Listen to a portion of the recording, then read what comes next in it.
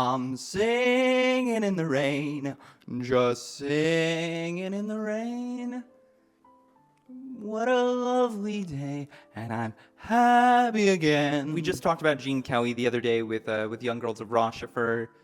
It would be uncouth of me not to discuss, in the beginnings of an ongoing conversation about him, to not discuss probably his most iconic, his greatest cinematic achievement, Singin' in the Rain. This is his second directorial credit, a co-directing gig with Stanley Donen, but he had previously done with Stanley Donen On the Town, a vehicle with him and Frank Sinatra and Betty Garrett. But Singin' in the Rain, I don't know what it is, if it's the Debbie Reynolds of it all, the Donald O'Connor of it all, but Singin' in the Rain is a perfect movie. Singin' in the Rain is the product of the studio system, the MGM musical factory, where they're just cranking out musical after musical. They have a whole unit, the Freed unit, because it's Arthur Freed. It's him and Nacio Herb Brown. They have just this back catalog of songs, and like they're coming up with movie ideas to fit the songs. But this movie feels like it was conceived from the moment, just in anyone's mind's eye, that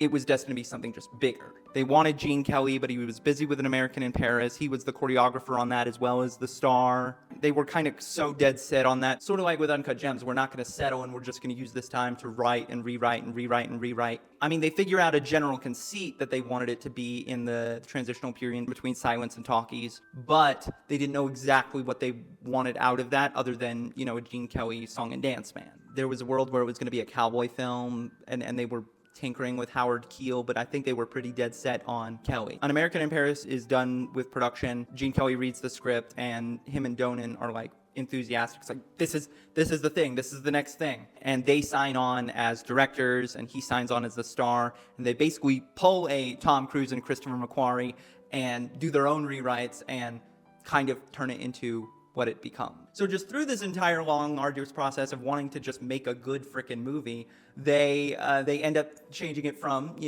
a by-the-book studio musical, the pipeline project, into on a tour-driven masterpiece, something that really has the fingerprint of a Gene Kelly, Stanley Donen. And I think it's for that reason that it's not just looked on as a classic film, but in many circles, the classic film. And I'm happy to say Singin' in the Rain comes on Turner Classic Movies tomorrow at 6 p.m. You do not want to miss it. This is the perfect time. I mean, Gene Kelly is the man. Let's give it up. Let's give it up. Thank you for watching Turner Classic Companion, your one-stop shop for what plays on TCM, the Criterion Channel, and wherever you find amazing classic films. Thank you.